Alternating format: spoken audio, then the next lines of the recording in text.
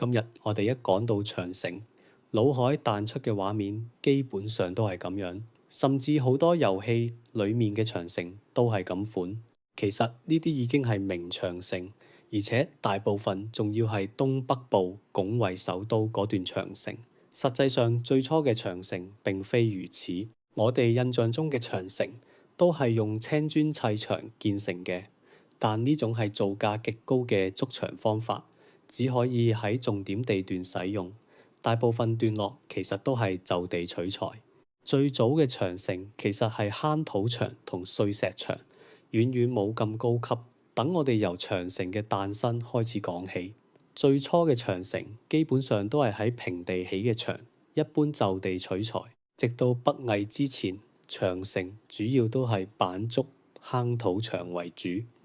好明顯呢道牆係擋你唔住嘅。你踎低一跳就過嚟啦，但係你嘅馬係爬唔過牆嘅。游牧民族嘅人可以隨便入，但係冇咗馬你就乜都唔係。長城對游牧民族嘅經濟封鎖，同而家美國嘅經濟封鎖策略喺結構邏輯上有相似之處，但技術手段同歷史背景就有根本差異。教科書成日話我哋嘅祖先幾咁聰明。建造嘅長城啱啱就喺400毫米等降雨線上，實際上邊有咁啱啱好嘅頂層設計同施工鉗，呢啲全部係自然演化同摸索出嚟嘅結果。自從中原大地嘅農業文明成為當時最進步嘅體制之後，就標誌住人類文明開始進入確定性嘅正向循環。所以所有村落同部落都要向農業文明靠攏，都要放低採集狩獵嘅舊思維，去擁抱更辛苦但更穩定嘅農耕生活。因為呢個唔係你想唔想嘅問題，而係你不得不嘅問題。如果你拒絕擁抱新生活，就要面對巨大嘅競爭壓力，落後就要捱打。你嘅地盤會俾其他農耕文明吞併，農耕文明可以創造出更多人口同武器。人哋會欺負你，甚至消滅你，因為採集狩獵根本養唔起同農耕文明同一數量級嘅人口。就算你部落戰鬥力爆燈，但喺衝突同戰爭入面，你好難長期面對數十倍於自己嘅對手，同埋遠多過你嘅武器。而且對面班人佔咗你塊地之後就唔走，採集狩獵嘅部落就咁樣被慢慢蠶食。物競天擇嘅自然規律開始發揮作用，好多村落同部落在農耕文明嘅發展同推廣中，選擇咗妥協同擁抱。農耕文明開始喺中原大地普及，直到由中原輻射到北疆，直到遇到400毫米等降雨線。農耕文明發現再向呢條線以北推進，農耕文明嗰套公式就唔管用啦。因為降水同溫度達唔到作物生長嘅要求，尤其降雨係決定農耕能否進行嘅唯一硬性標準。農耕文明擴展到呢度，就擴展到盡頭，游牧同農耕嘅天然分界線就咁樣形成。自然條件導致農牧分界之後，慢慢生活方式造成嘅軍事差距亦開始出現。農耕嗰邊財富總量日漸增長，社會分工越嚟越細，人們變得越嚟越文明，即係有時間食飽飯去建設社會，唔使再日日面對生死存亡。草原嗰邊就基本上原地踏步，繼續同天鬥、同地鬥、同畜生鬥。兩個文明嘅交流基本上係根據自己嘅特產互通有無。你賣茶葉絲綢，我俾牛買羊奶，本來咁樣過日子都可以嘅，但係天意注定總有過唔到呢種日子嘅時候。一旦草原鬧災，游牧民族嘅牛羊產品大減，連生存都成問題，就不得不南下。無本嘅買賣就只能搶啦。天生嘅戰士屬性加上隨身嘅馬匹，堪稱而家嘅電單車，令游牧民族面對已經農耕化嘅中原民族時，搶嘢嘅成功同收益都極高，而且搶完之後可以帶住財物騎馬就走。農耕民族呢邊就面臨打唔到人嘅無奈。因為冇馬。講到呢度，要簡單講下點解中原冇馬。成日話中國產馬嘅地方，一個西北，一個東北，點解其他地方唔產馬呢？唔係話我哋條件唔得，而係馬呢種牲畜極之敗家，論口感、論出肉率、論生育率等等商品屬性，都比唔上牛羊。論運輸能力同埋將動能轉化到莊稼上嘅力量，更加比牛差好遠。而且論脾氣，同牛羊完全冇得比。馬唯一嘅優勢就係軍事上跑得快。如果只係咁，每家人養一匹呢種奢侈性寵物，當電單車用，其實都仲可以承受。最早中原大地喺狩獵採集時代，本來係有馬嘅，但時代一變，馬呢種生物就唔能夠被容忍啦。因為馬有一個最令農耕文明頂唔順嘅巨大缺點，呢隻嘢係個直腸直肚，食得又屙得。養過牛羊嘅觀眾都知道，一般我哋養牛羊，日頭放牧幾個鐘之後就可以圈返嚟，佢哋唔使夜晚加餐都可以長肉，自己有幾個胃可以反覆再吸收食物，屙出嚟嘅糞便仲係好燃料同好肥料，所以養牛羊喺農耕文明度係有普及嘅，只係圈養，而且數量冇游牧民族咁大。但馬呢隻嘢就唔同啦。佢一路食一路屙，頭同尾從來唔會停。有句話叫做馬無夜草不肥，就係話馬呢隻嘢要一直咁食先會肥。而且你食得多都算啦，最可恨係馬糞酸性大，唔單止做唔到好肥料嘅作用，仲會破壞土地，仲要隨時隨地四圍屙。一句話形容呢隻嘢能量轉化水平極低，仲糟蹋土地，養活一匹馬嘅草場，大約可以養活幾十隻羊。冇錯，你冇睇錯，係幾十隻羊。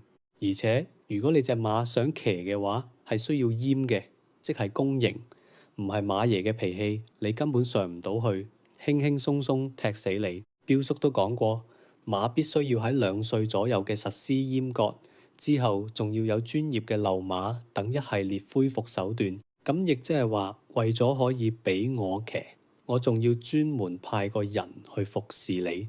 咁我嘅地邊個耕呢？再講啦，日日喺田就係行嗰2步路，邊個會騎馬落田做嘢？所以唔係話中原唔能夠大規模養馬，而係邊個屋企都唔至於敗家到攞咁好嘅土地同人力去養一班咁嘅蝕本貨。換個角度諗，喺游牧民族嗰邊，道理其實都一樣，佢哋都唔願意養呢種嘢，只係因為要打狼、遷徙同放牧，有硬性需要先冇辦法。游牧民族養馬群嗰陣，都係由馬關將馬群趕去草質差嘅地方，分開管理。好草地要留俾牛羊食，唔可以益咗班蝕本貨。一個係剛需，一個係非剛需，就咁樣。喺中原馬開始漸漸絕跡，馬亦因此成為農耕民族同草原民族之間最關鍵嘅不平等資源。咁2個文明之間嘅矛盾就變成擺喺農耕文明面前嘅成本問題。點樣對付班草原飛車黨？最直接嘅方法就係快地養返馬，然後組織起騎兵訓練好，隨時準備應付草原飛車黨嘅搶劫。但一計數就知呢件事做唔過。第一，養馬糟蹋地，養騎兵糟蹋錢。第二，規模同培訓成本太高。如果想同自細喺馬背上大嘅匈奴人對戰，你嘅騎兵部隊必須喺數量級上大幅壓過佢哋，先起到震懾作用同戰鬥效果。但如果你真係咁做，就會被人哋從成本上拖死。極少數有拖唔死嘅，例如漢武帝劉徹，但佢幾乎拖累咗成個時代。有智慧嘅華夏民族開始轉腦筋，發現咗游牧民族搶劫嘅一個關鍵點。馬，你咁巴閉，咪就係因為你有馬咯。如果我令你啲馬過唔到嚟，咪搞掂咯。諗通呢個環節之後，農耕文明就開始喺農耕同游牧嘅分界線上，根據地形喺一啲必經之路起一道偉大嘅牆，並設立烽火台、警戒線同通往內地嘅驛傳等等雷達系統。前面講過，你匹馬爬唔過牆，你隨便入，冇咗馬你就乜都唔係。咁游牧民族可以拆咗道牆嚟，冇問題，但代價好高。唔好以為土牆就好蝦，具體施工唔講啦。總之工程質量好紮實，唔會比石牆同磚牆差。道牆最大嘅對手係時間。如果想喺牆身開個缺口，係需要好似撞城錘咁大型嘅專門工具，但呢啲工具又係你南下搶劫時根本唔可能帶嘅。就算你真係帶咗，費盡九牛二虎之力整穿道牆，再一個一個咁爬入去，呢個時候長城繼阻攔之後嘅第二個功能就出現啦，拖慢你嘅入侵步伐。你搞緊破壞嘅時間，一早經已透過一道道預警系統傳到中原內陸同沿線長城，人哋可以從容咁堅壁清野，等你撲個空，再調人嚟堵你。李牧就係咁樣，令匈奴人10幾年連條毛都搶唔到，所以匈奴人見到呢度可恨嘅牆，第一反應係睇下邊度仲未起牆，就好似而家啲人係冇海關嘅地方去武裝偷渡一樣，咁就慘啦。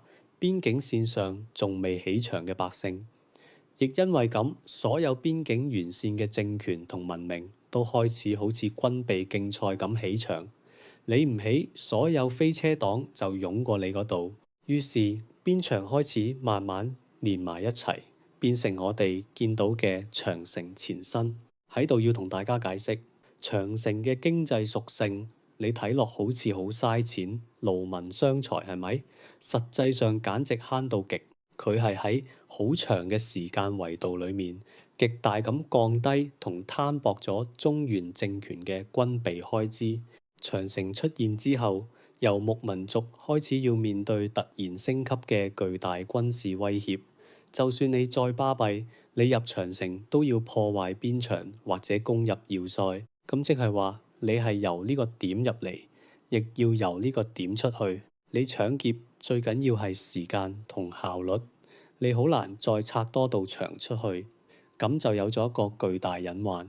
你好容易俾人哋步兵依託長城，堵死歸路。咁飛車黨可以話：我拆咗道牆之後，留一部分守軍，防止你中原軍過嚟啊。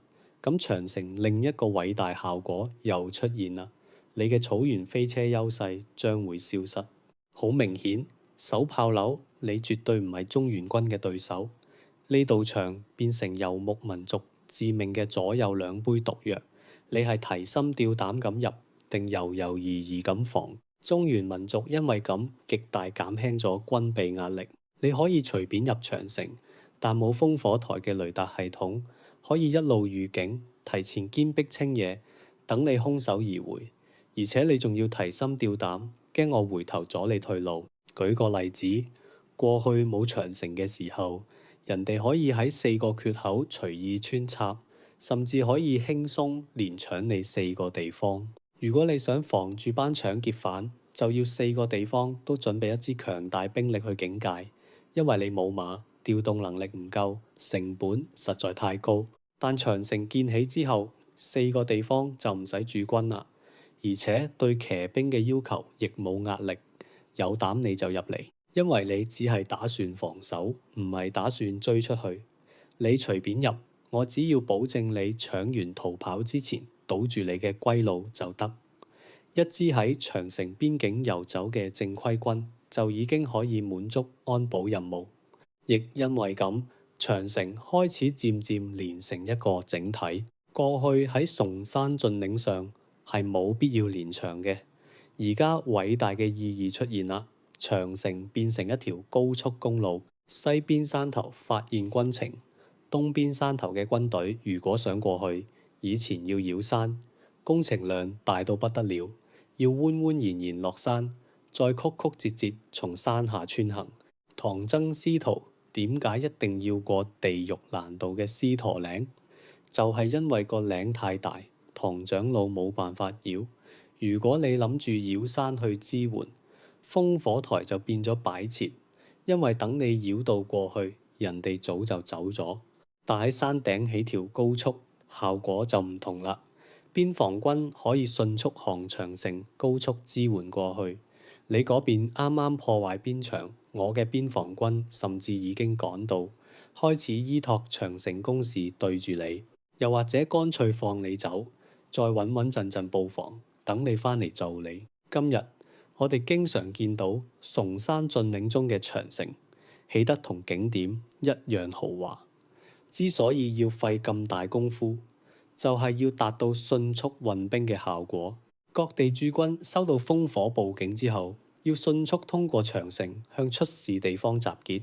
長城呢條高速公路只可以行步兵，唔跑得馬，天生就係俾我哋中原民族用寇。費咁大勁，最重要嘅原因就係要起到快速集結嘅高速公路效果。一旦長城開始連成一個整體，普通嘅草原小部落喺中原人眼中乜都唔係啦。因為你小規模入侵，好易被邊防軍甚至當地地頭蛇武裝堵死歸路，亦因為突然出現連成一大片嘅長城，開始倒逼游牧民族自我進化。進化嘅方式係咩？佢哋只能抱團，一個500人嘅小部落想打破長城入嚟搶一把，危險性開始變得極高。因為你一開始攻打，要再破壞邊牆邊境嘅烽火台同伸往內地嘅驛傳，就會以每晝夜數千公里嘅接力速度，將你嘅入侵規模傳遍整個邊境。你大可以繼續毀邊牆而入，但等你嘅將會係堅壁清野嘅百姓，及時趕到堵缺口嘅邊防守軍。小規模部落再冇辦法單獨行動南下搶劫，佢哋必須抱團，只有抱團你先有資格入嚟搶一把。咁就相當於農耕文明嘅邊防軍有2萬士，你游牧民族最起碼都要有呢個規模。南下搶劫真係被堵上先殺得出去，係長城開始倒逼游牧民族抱團成一個邦國性質嘅大政權。到咗戰國時期，我哋見到有秦長城、燕長城、趙長城，而呢個時候草原上亦變成幾個較大規模嘅草原種族，匈奴、東胡、樓煩、越氏等等較大規模部落林立喺草原上。再後來楚漢爭霸時期，皖南冒頓統一咗草原，但好神奇嘅係，咁大個草原居然之後再冇分裂。你咁鬆散嘅邦國體制，應該更容易合久必分。點知因為對面嘅嬴政早已統一咗整個中原，並整合咗成條萬里長城，正臥喺北疆嘅蜿蜒巨龍，徹底從此變成一個整體。亦因為咁，除咗軍事壓力之外，最開始冇預料到嘅長城對游牧民族嘅第2個衍生影響，亦開始顯現出嚟。恐怖嘅經濟封鎖。當年長城開始修建後，對游牧民族嘅經濟封鎖實際上已經展開。草原上嘅部落發現，就算雙方冇戰事，你亦冇辦法南下貿易。由於好難再通過正常途徑獲得好多生活必需品，就更加加劇咗草原上嘅搶劫之心。游牧民族亦因此如前面所講，因為長城嘅軍事威脅，抱團組成更大嘅軍事體，而呢個軍事體實際上亦係貿易體。中原政權嗰邊亦因為長城嘅出現，壟斷咗商業貿易嘅渠道，但資本係逐利嘅。長城嘅出現令南北貿易出現巨大差價，亦因此催生咗好多走私商團。長城間嘅邊防軍日常巡查有2個關鍵任務，一個係巡視長城工程質量同敵情，另一個就係打擊本國打算走私嘅商人。長城唔單止防外人，後來更變成防自己人。一旦中原開始壟斷商路，游牧民族你想同我貿易，就要睇心情啦。兩個文明喺唔劍拔弩張嘅時候，政權之間亦開始談判。而家我想做好人，我出牛羊同你哋缺嘅馬，你攞你哋嘅鹽鐵、手工業產品同我哋換，咁就形成政權之間嘅大宗貿易。草原上嘅小部落唔可以再搞自主貿易，必須將自己嘅商品集中到盟主嗰邊，由盟主統一去邊境互市。兩個原因：第一，你最搶手嘅商品係戰馬，出口目標就係對方政府；第二，你必須依託強大軍事實，先可以將你嘅商品賣到好價。你必須有大單於談笑間、灰飛煙滅嘅氣勢，先可以令中原政權讓出更多利益。後來就算秦、趙、燕嘅長城全部完善成體系，其實游牧民族仍然有餘地，因為國際貿易對手多。例如舊年我哋匈奴鬧災，搶咗趙國一把，而家老趙家同我打貿易戰，玩封鎖，我仲可以同秦國貿易啊。聽講你最近打緊趙國，咦？我又係，你睇我又俾咗咁多匹馬你，我哋兩兄弟快啲熱絡下，過2年匈奴又同秦鬧崩，冇關係。但呢一切隨住嬴政統一全國後，全部作古。10幾年之間，各游牧民族突然發現咁長一條上萬里嘅邊境線，點解全部變成一個領導？再過一陣就變成一個強大統一集權嘅超級龐大中原政權。對好多草原民族，中原開始利用自己嘅獨家買家優勢。對匈奴人唔使講咁多，一口價、一個鑊、一匹馬。而且更可怕嘅係，一旦草原同中原出現武力衝突，草原就會面臨上萬里嘅貿易封鎖，冇鹽冇鐵，你等死啦！所以話，面對突如其來咁大體量嘅唯一對手，無論係對武力嘅要求，定係對貿易嘅要求，都令草原各部落需要變成一個體量超級龐大嘅民族。喺武頓統一草原後，冇辦法，必須成為一個整體去對抗起咗咁長一條長城嘅中原民族。我要變成只有一個賣方，先可以同你一個買方進行平等博弈，以並唔高嘅投入，幾乎一勞永逸，完成咗對北疆嘅安防任務。佢極大降低咗游牧民族嘅戰爭優勢，極大提高咗中原政權嘅戰爭力量。佢嘅雷達、長城、高速，仲有步兵、島騎兵，佢成為咗中原政權對於草原民族嘅經濟封鎖線，亦因此有機會成為喺草原民族衰落後，趁佢病攞佢命嘅最關鍵戰略性武器。呢個我哋到東漢嘅時候會講，但亦因此，由於長城嘅出現，從此亦基本上將草原上本來邦國制嘅鬆散游牧民族無可奈何咁綁成一個整體。佢嘅出現為兩個民族實際上減低成本，對中原政權長城降低咗政權嘅營運成本，對草原政權長城減輕咗各部落間嘅內耗打鬥。但佢嘅出現亦將兩個民族之間嘅戰爭矛盾推到前所未有嘅高度。再打起嚟就係兩個文明之間嘅戰鬥。長城同現代經濟封鎖，例如美國嘅制裁嘅共同核心係透過控制資源流動去塑造對手嘅行為模式。兩者最根本嘅相似之處在於，強勢一方試圖將經濟互相依賴變成武器，而弱勢一方就要喺壓力之下被迫調整生存策略。多謝你嘅收睇，歡迎點讚、留言、訂閱同分享，下一期再見。